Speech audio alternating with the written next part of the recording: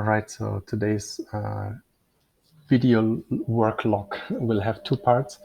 So yes, that was just like me going through the logic of the UI.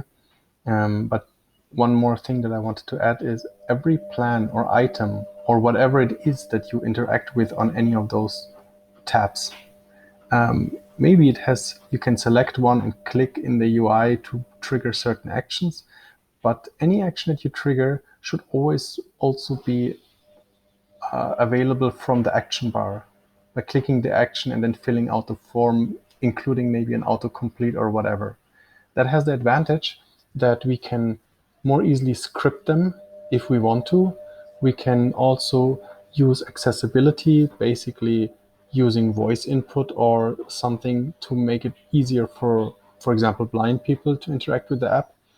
But it also makes it easier for people who maybe, if they are programmers and they rather prefer to not use a mouse or a touch screen and navigate everything with a keyboard. It's much easier to navigate through the actions in a very consistent way on the action bar compared to swiping or dragging something in a very custom UI. So accessibility will get a lot better, and that's also one of the goals.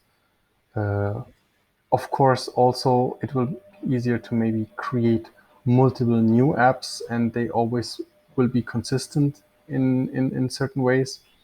We'll see what are the benefits.